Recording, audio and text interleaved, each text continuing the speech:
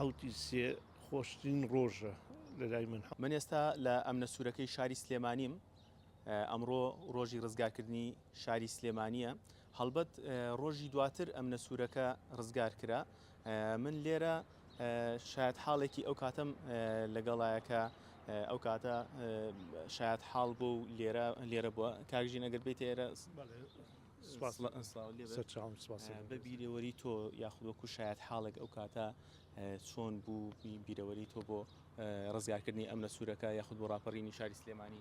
وەڵا ڕاپەڕین ئەوە شتێکە کە لەبیر هیچ کەسێکی کوردی دڵسۆز یعنی لەبیری ناچێتەوە. من خۆشم نیشێکم لەوانەی کە حوتی سێ خۆشترین ڕۆژە لە لای من. حوتی سێی نەوەیە کە ئەو ڕاپەڕینە دەستی پێکرد بەلای منەوە، یعنی زکراتێکی زۆ خۆشە لە ژیانمە. هەکە ئێستا گەیشتومەتە ئەم تەمەنە قەت ئەو زکراتە خۆشە لەبیرم ناچێتەوە. ئەوە بوو حوتی سێ چواردەوری سلێمانی هەمووی پاکرایەوە لە حکومەتی بەعس، بەس مایەوە ئەمنە سوورە.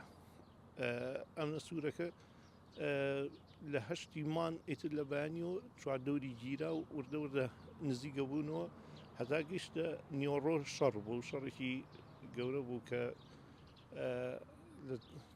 بەرەو هێرشیان نەکردە سەر ئەمنە سوورەکە.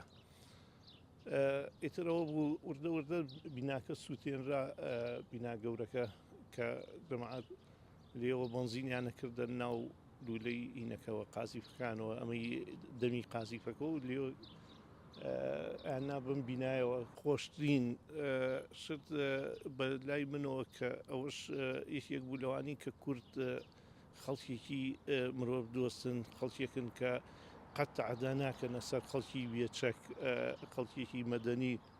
یعنی ئەوە دەری خست کە 3 ساڵ پێش ئەوە تۆ ئەنفال کراوی، کیمیاباران کراویت، ئەوان بە هەموو نوعێت تەعەدایان لە کورد دەکرد کە سوکاری ئەو ئەمنانەی کە تەعزیبی خەڵکی ئەم شارەیانەیە لەم بینانی ئێرە بوون.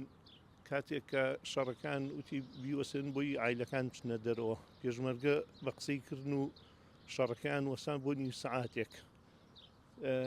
تەسەور کە ئەو وەختە لێ وەکو دەرگایکی گەورەتر بوو، لێ وەکو گەراجێک بوو لە هینەکانەوە لەم بینانەوە هاتنە دەرەوە کە سوکاری ئەمنەکان. تەسەور کە کەس نەدەستی بۆ بردن، نە قسەیەکی پێوتن، نە سوکایەتێکی پێکردن. من ئەوم زۆر لاجوان بوو. یعنی تۆ خەڵکێک لەو وەختەیە هەمووی 3 ساڵە بێت پێشەوە ئەو هەموو زوڵمە و لێکرا بوو و چەند سەعاتێک چەند ڕۆژێک پێشەوە کە سوکاری ئەوانە بڵین خەڵکیان لەم ئەمنە ڕەمیە کرد و عەزێتیە و تەعزیبەیە کەچی خەڵکەکە لەگەڵ ئەوەشە هەر کەزانیان ئەمانە کە ئافرەتن و مناڵن هیچ دەستێکیان بۆ نەبن، هەتا پیاوی گەورە و لە تەمەنیشی تیا بوو، یعنی هیچ شتیشیان لێ نەکردن. باڵێ بە سەلامەتی هەمووی گەیانیانەوە بۆ بە سەرپەرشتی پێشمەرگە گەیانیانەوە بۆ کەرکووک. یعنی ئەوە یەکێکە لەوانەی کە دەری خار کە کورد قەت حەزی لە شەڕ نەبووە، حەزی لە پیاو کوشتن نەبووە، حەزی لە تەعەداکردنی کەس نەبووە.